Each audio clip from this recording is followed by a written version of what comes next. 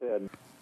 I have a group of 10 of us, most of them friends back from the 1970 and 80 time period, that have gathered together as volunteers to try to prepare a straw man program and initial cost of the program, and have this as an input to a major architectural engineering firm that's conducted huge venture studies in the past as an objective source, and have them be the ones that assess this matter and establish what they consider the cost to be using funding from the private sector. I think that you ultimately have to have some degree of faith in your fellow man. And it's my conclusion that the engineering community of this country, by and large, is honest. And we'd be depending upon their honesty and overcoming the conflicts of interest they have, because you're quite right. I wanted to raise the point that the initial studies that will be completed will in fact be privately funded, but with Wall Street money. And because they are privately funded with Wall Street money, the government involvement in terms of what is actually done is one more oriented towards policy and, human rating and flight safety and those types of issues. But since it's private funds that come into this here, they have the right to spend it however they deem appropriate to build out whatever it is they think will work. The Department of Energy, in my opinion, is beholden to the electric utility industry for all intents and purposes, and as a result, there's no real drive to, and no capability to fund space-based solar power because it is outside of their existing business model. The public utility commissions that approve the rates are not going to approve an extra, 1/10 of a cent to be able to fund something like this here, which would be considered speculative. Don't forget the manner in which the utility firms derive their net income. It's a percentage of cost. And that, in my view, completely removes any motivation to reduce costs or even to contain them. That is correct. I agree with that. They're a cost-plus structure firm, and as a result, they will not invest in that technology that would reduce. It would be contrary to their interests, to their shareholders, and to the management that's involved, without trying to get into any utility bashing, that would motivate them to figure out ways to reduce the price of consumed electricity. In the models that have been produced and which have been vetted with people down on Wall Street and commercial bankers that fund these types of things, the returns that they make are made in the 3 to 4 year time frame that they expect to make those returns. It's not a IRR, an internal rate of return study. It is monies that are expended. They have to know that they get some multiple of that back under a scenario that they can understand. And as long as they are satisfied with that return, it's not necessarily a dividend cash return, but it's in fact it's going to be a capital gain type of return. It'll be in line with what they are used to receiving for taking the type of risk that they are taking at the point in time where they're taking it. And as long as they are satisfied with that return, it's not necessarily a dividend cash return, but it's in fact it's going to be a capital gain type of return. It'll be for capital. Capital money is different than the capital equity that's required to support a bank loan. It's unfortunate that our English language tends to lock these into one type of categorization, but each one has a different risk characteristic that's associated with it in different players. Those players at each level expect somewhere between 3 times up to a possible 10 times multiplication of the monies that they are advancing at the phase where they're in.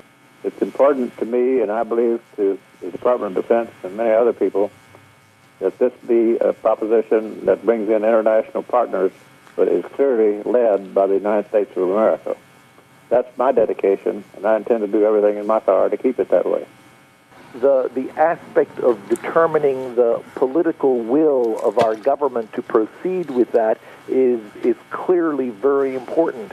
Getting our government to issue a fully contingent take-or-pay power purchase contract, David, you and I have discussed this in the past, is the essential first step. One of the reasons that we want this to be issued to an American corporation is that come, the 13 years of development, eventually, besides providing a lot of jobs in between, it also provides a revenue-generating operation that will pay income taxes. Those income taxes are going to be paid to the federal government and to the state government wherever that company is incorporated. Well, in parallel with that, I have a group of 10 guys, most of whom I worked with on the early studies, that have committed themselves to putting forward our best estimate, and it's going to be very much an estimate of what the advances in technology have done to the system and to produce a description to some level of detail, not much obviously with the limitations of resources of volunteers, of what we think that the 2015-2020 commercial system might be, and how we need to do the tests and ground tests and space tests to verify some of the unknowns, to remove the financial risk from the financiers. I believe that's within 3 to 6 months of having a government-issued take-or-pay contract for which they're not expected to have to issue any taxpayer dollars today. It's a contingent contract. The government would never, ever have to come out of pocket for any power unless that power, which some people say can't be done, but unless that power is delivered from outer space to some substation meter on Earth, probably here in the United States. That is the only time that the government would ever have to come out with anything, and that bears similarity to an anchor tenant. The reality, however, is of the economics is that if that power is deliverable from space to Earth, the macroeconomic reality is that somebody with some other use will probably be very interested in buying that power closer to its source of production, which is out in space. It will pay something more than what the government contracts the money for, and therefore basically the government ends up making an arbitrage profit. What's important about the contract is that it's, by issuing it, it snaps into place the type of scientific research on which all the scientists need to concentrate, and it snaps into place the attention of Wall Street in terms of the attention of private equity financiers to supply those funds to actually deliver that ultimate product. We have been in contact since that favorable National Space Security Organization study, which, by the way, was issued only in draft form. The bureaucracy got in the way, and the final report was never signed out as being a final report. It's a draft report.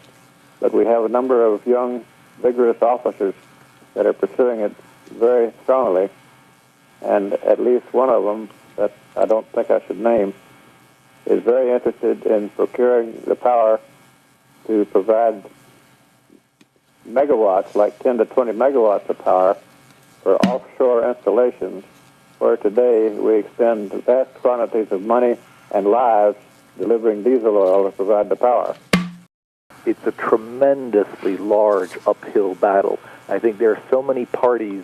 There are parties here in the United States that really don't want to see this as a development, and then there's the international community also that are potentially not interested in seeing the United States take an extra lead around these issues and further increase its relative strength to the other economies of the world.